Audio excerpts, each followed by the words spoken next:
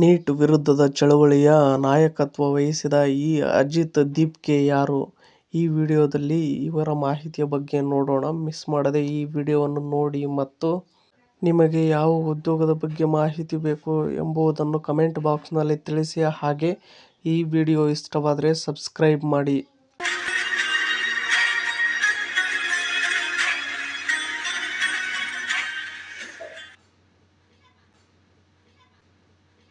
ಇತ್ತೀಚಿನ ದಿನಗಳಲ್ಲಿ cockroach Janata party ಸಾಮಾಜಿಕ ಮಾಧ್ಯಮದಲ್ಲಿ ವ್ಯಾಪಕವಾಗಿ ಚರ್ಚಿಸಲ್ಪಡುತ್ತಿದೆ. ಕೆಲವೇ ದಿನಗಳಲ್ಲಿ ಈ ವಿಡಂಬನಾತ್ಮಕ ಆನ್ಲೈನ್ ಅಭಿಯಾನವು ಲಕ್ಷಾಂತರ ಜನರ ಗಮನ ಸೆಳೆದಿದೆ. ಇದರ ಹಿಂದೆ ವೃತ್ತಿಯಲ್ಲಿ ರಾಜಕೀಯ ಸಂವಹನ ತಂತ್ರಜ್ಞ 30 ವರ್ಷದ ಅಭಿಜಿತ್ ದೀಪ್ಗೆ ಇದ್ದಾರೆ. ಇನ್ನು ನೆಕ್ಸ್ಟ್ ನೋಡುವುದಾದ್ರೆ, ಪತ್ರಿಕೋದ್ಯಮ ಅಧ್ಯಯನದಿಂದ ಅಮೆರಿಕದ ಪ್ರತಿಷ್ಠಿತ ಬೋಸ್ಟನ್ ವಿಶ್ವವಿದ್ಯಾಲಯದಿಂದ ಸ್ನಾತಕೋತ್ತರ ಪದವಿ ಗಳಿಸುವವರೆಗಿನ ಅವರ ಪ್ರಯಾಣವು ಸಾಕಷ್ಟು ಆಸಕ್ತಿದಾಯಕವಾಗಿದೆ. ಅಭಿಜಿತ್ ದೀಪ್ಗೆ ಯಾರು, ಅವರು ಎಲ್ಲಿ ಅಧ್ಯಯನ ಮಾಡಿದರು ಮತ್ತು ಅವರ ಕಾಕ್ರೋಚ್ ಜನತಾ ಪಾರ್ಟಿ ಹೇಗೆ ಪ್ರಮುಖ ಸಾಮಾಜಿಕ ಮಾಧ್ಯಮ ಚಳುವಳಿಯಾಯಿತು ಎಂದು ವಿವರ ಇದರಲ್ಲಿ ನೋಡೋಣ. ಅಭಿಜಿತ್ ದೀಪ್ಗೆ ಯಾರು? ಅಭಿಜಿತ್ ದೀಪ್ಗೆ ಮಹಾರಾಷ್ಟ್ರದವರಾಗಿದ್ದು, ಕಳೆದ ಕೆಲವು ವರ್ಷಗಳಿಂದ ರಾಜಕೀಯ ಸಂವಹನ ಮತ್ತು ಡಿಜಿಟಲ್ ಪ್ರಚಾರ ಕ್ಷೇತ್ರದಲ್ಲಿ ಕೆಲಸ ಮಾಡುತ್ತಿದ್ದಾರೆ. ಸಾಮಾಜಿಕ ಮಾಧ್ಯಮದಲ್ಲಿ ಕಾರ್ಯತಂತ್ರ ರೂಪಿಸುವಲ್ಲಿ ಮತ್ತು ಚುನಾವಣೆ ಪ್ರಚಾರಗಳನ್ನು ಡಿಜಿಟಲ್ ರೀತಿಯಲ್ಲಿ ಸಂವಹನ ಮಾಡುವಲ್ಲಿ ಅವರಿಗೆ ಸಾಕಷ್ಟು ಅನುಭವವಿದೆ. ಇತ್ತೀಚೆಗೆ ಅವರು ಕಾಕ್ರೋಚ್ ಜನತಾ ಪಾರ್ಟಿ ಎಂಬ ವಿಡಂಬನಾತ್ಮಕ ಆನ್ಲೈನ್ ಪ್ಲಾಟ್ಫಾರ್ಮ್ ಅನ್ನು ಪ್ರಾರಂಭಿಸಿದರು. ಇದು ಪ್ರಾರಂಭವಾದ ಕೇವಲ 5 ದಿನಗಳಲ್ಲಿ ಇನ್ಸ್ಟಾಗ್ರಾಂನಲ್ಲಿ 11.9 ಮಿಲಿಯನ್ ಗಿಂತಲೂ ಹೆಚ್ಚು ಅನುಯಾಯಿಗಳನ್ನು ಗಳಿಸಿತು. ಇನ್ನು ನೆಕ್ಸ್ಟ್ ನೋಡುವುದಾದ್ರೆ, ಅಭಿಜಿತ್ ದೀಪ್ಗೆ ಎಲ್ಲಿ ಅಧ್ಯಯನ ಮಾಡಿದರು ನೋಡುವುದಾದ್ರೆ, ಪ್ರಾಥಮಿಕ ಶಿಕ್ಷಣವನ್ನು ಪೂರ್ಣಗೊಳಿಸಿದ ನಂತರ ಅಭಿಜಿತ್ ದೀಪ್ಗೆ ಪುಣೆಯಲ್ಲಿ ಪತ್ರಿಕೋದ್ಯಮವನ್ನು ಅಧ್ಯಯನ ಮಾಡಿದರು. ನಂತರ ಅವರು ಉನ್ನತ ಶಿಕ್ಷಣಕ್ಕಾಗಿ ಅಮೆರಿಕಕ್ಕೆ ತೆರಳಿದರು. ಅವರು ಬೋಸ್ಟನ್ ವಿಶ್ವವಿದ್ಯಾಲಯದಿಂದ ಸಾರ್ವಜನಿಕ ಸಂಪರ್ಕದಲ್ಲಿ ಸ್ನಾತಕೋತ್ತರ ಪದವಿಯನ್ನು ಪೂರ್ಣಗೊಳಿಸಿದರು. ಅವರು ಇತ್ತೀಚೆಗೆ ತಮ್ಮ ಅಧ್ಯಯನವನ್ನು ಪೂರ್ಣಗೊಳಿಸಿದರು ಮತ್ತು ಹೊಸ ಉದ್ಯೋಗಾವಕಾಶಗಳನ್ನು ಹುಡುಕುತ್ತಿರುವುದಾಗಿ ಹೇಳಿದರು. ಇನ್ನು ನೆಕ್ಸ್ಟ್ ನೋಡುವುದಾದ್ರೆ, ಆಮ್ ಆದ್ಮಿ ಪಕ್ಷದೊಂದಿಗೂ ಕೆಲಸ. ಇದರಲ್ಲಿ ನೋಡುವುದಾದ್ರೆ, ಅಭಿಜಿತ್ ದೀಪ್ಗೆ ರಾಜಕೀಯದಲ್ಲೂ ತೊಡಗಿಸಿಕೊಂಡಿದ್ದಾರೆ. 2020 ಮತ್ತು 2023ರ ನಡುವೆ ಅವರು ಆಮ್ ಆದ್ಮಿ ಪಕ್ಷ ಯೊಂದಿಗೆ ಕೆಲಸ ಮಾಡಿದರು. ಈ ಸಮಯದಲ್ಲಿ ಅವರು ಪಕ್ಷದ ಸಾಮಾಜಿಕ ಮಾಧ್ಯಮ ತಂತ್ರ ಮತ್ತು ಚುನಾವಣಾ ಡಿಜಿಟಲ್ ಪ್ರಚಾರಗಳಲ್ಲಿ ತೊಡಗಿಸಿಕೊಂಡಿದ್ದರು.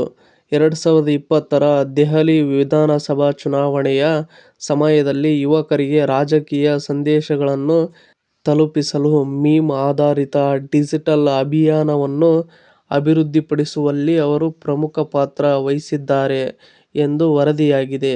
ಇನ್ನು ನೆಕ್ಸ್ಟ್ ನೋಡುವುದಾದ್ರೆ, ಕಾಕ್ರೋಚ್ ಜನತಾ ಪಕ್ಷ ಹೇಗೆ ಪ್ರಾರಂಭವಾಯಿತು ನೋಡುವುದಾದ್ರೆ, ಭಾರತದ ಮುಖ್ಯ ನ್ಯಾಯಮೂರ್ತಿ ಸಿಜೆಐ ಸೂರ್ಯಕಾಂತ್ ಅವರ ಕಮೆಂಟ್ ಸಾಮಾಜಿಕ ಮಾಧ್ಯಮದಲ್ಲಿ ವೈರಲ್ ಆಗುವುದರೊಂದಿಗೆ ಜಿರಳೆ ಜನತಾ ಪಕ್ಷ ಪ್ರಾರಂಭವಾಯಿತು. ನಿರುದ್ಯೋಗಿ ಯುವಕರನ್ನು ಜಿರಳೆಗಳಿಗೆ ಹೋಲಿಸುವುದು ಆಕ್ರೋಶಕ್ಕೆ ಕಾರಣವಾಯಿತು ಎಂದು ಹೇಳಲಾಗುತ್ತದೆ.